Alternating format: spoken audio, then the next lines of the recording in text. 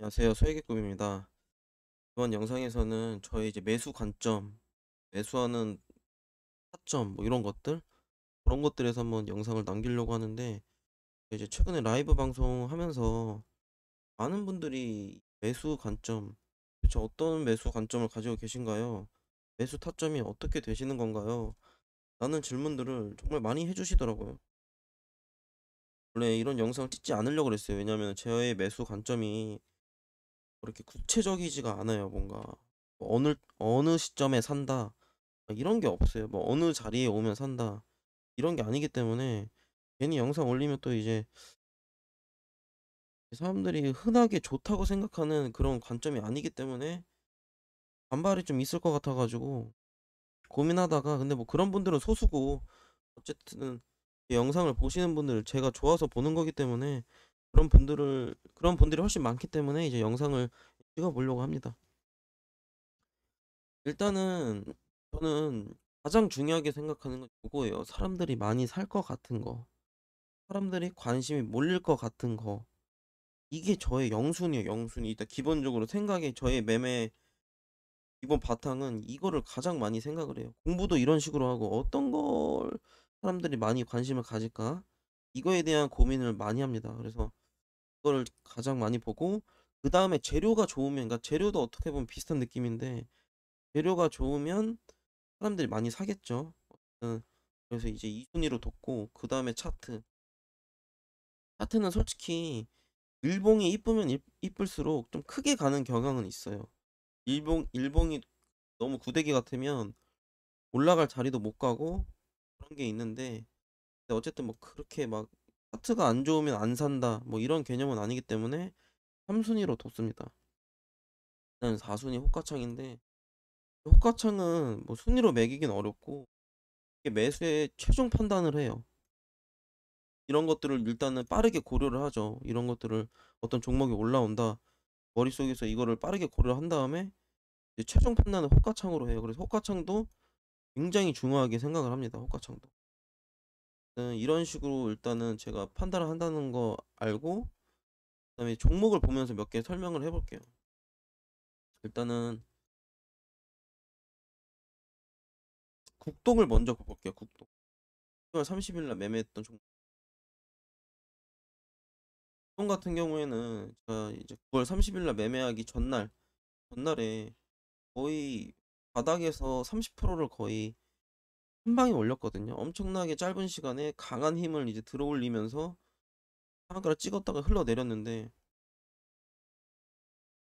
재료는 사실 기억이 안 나요. 뭔지도 몰라. 근데 이 다음 날에 대파락을 시작한 뒤에 일정 자리에서 계속 횡보를 했어요, 횡보를. 근데 제가 사는 시점에서 굉장히 호가창에 강한 흐름이 들어왔거든요, 갑자기. 그래서 저는 이거를 묻지도 따지지도 않고 재료도 모르는데 바로 매수에 동참을 했어요, 바로. 왜 동참을 했냐면 사람들이 많이 살 것 같아서. 왜냐면 전날에 강하게 움직인 모습을 보여줬으니까. 분명히 이 모습을 기억하는 시장의 참여자들이 많을 거란 말이에요, 전날에 이 모습을.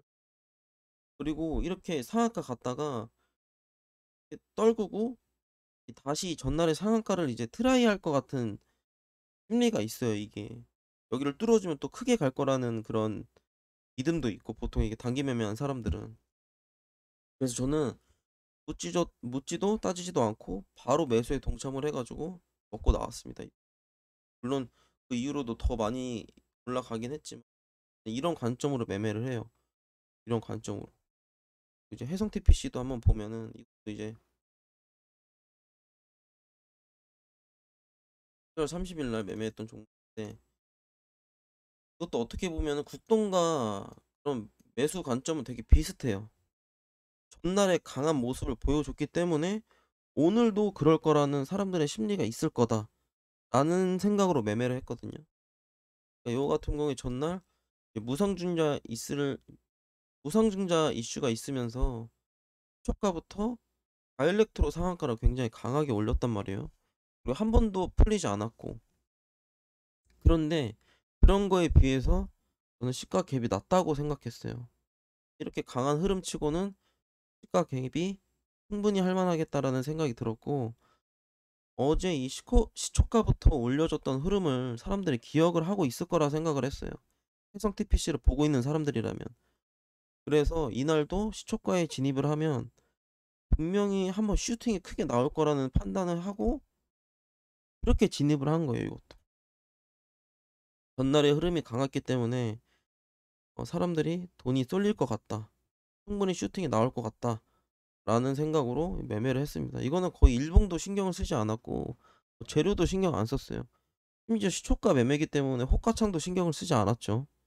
단지 이제 어제의 그런 흐름, 사람들의 심리 고것만 이제 생각을 하려고 노력을 했고 그런 관점으로만 매매를 했어요, 이것도. 어쨌든 이런 식으로 매매를 했고 어 저는 이제 맥스트도 한번 볼게요. 이제 금요일 날 했던 종목인데 맥스트 같은 경우에는 그 금요일 날에 엠피라는 종목이 굉장히 빠르게 상한가를 갔어요. 메타버스 관련주인데 그러면은 엠피가 상한가를 일단 찍었으니까 이등주를 찾기 시작했어요. 왜냐면은 어쨌든 메타버스 관련주가 하나 상한가를 강하게 갔으면 분명히 이등주에 사람들의 돈이 몰릴 것이다. 최소한 슈팅은 한번 나올 것이다라는 판단하에 이등주를 찾기 시작했어요. 그래서 제가 이때 고민했던 게 맥스트랑 덱스터거든요. 맥스트를 사실은 이 9시 10분 이때부터 발견을 했어요. 이때부터 이제 제가 MP가 상한가 갔으니까 이등주 찾아야 돼라는 생각으로 발견했을 때가 이제 여기였거든요. 맥스트랑 이제 덱스터도 이제 9시 10분에 비교를 해봤죠. 9시 10분 어디야?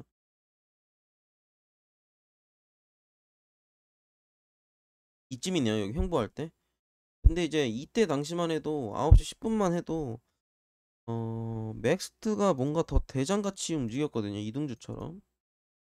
이제 여기 9시 10분에 MP가 상한가 갔음에도 좀 지지부진하길래 조금 그냥 아 이등주에는 이 돈이 쏠리지가 않나라는 생각에 조금 다른 걸 보고 있다가 좀 높은 자리에서 들어가게 돼 가지고 여기서 손절 한번 하고 오히려 VI가 걸리고 나서 갭이 띄우는 자리 여기서 들어갔어요 오히려. 왜냐면은 분명히 슈팅이 나올 거라고 생각을 해 가지고. 왜냐면 이등주에 분명히 그 돈이 쏠릴 거라고 생각을 했거든요 저는. 그래서 먹고 여기서 그 매매하고 나왔습니다.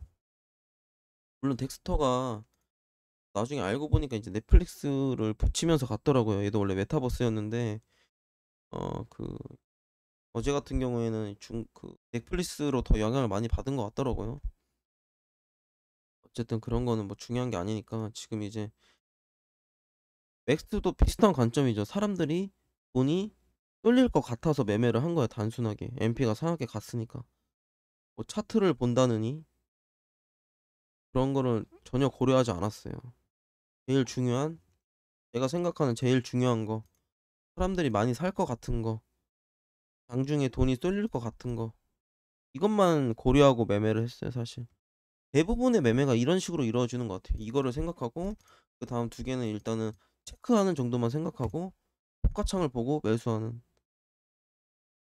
근데 이런 경우에도 아니다 싶으면 그냥 파는 경우도 많아요. 예를 들어서 포오롱 플라스틱도 이때 당시에 거의 50만 원 넘게 털렸는데 그냥 최근에 굉장히 강한 흐름을 보여줬던 친구기 때문에 저는 아침에 뭐 돌파가 세게 나오려나? 돈이 좀 몰려 가지고 돌파가 나오려나 했지만 안 나왔어요. 제 생각이 틀린 거죠. 물론 이 뒤에 올라가긴 했지만 제가 매수하는 시점에서는 이런 흐름이 나오지 않았단 말이에요. 제가 생각한 흐름이 아니면 저는 그냥 손절합니다 그냥.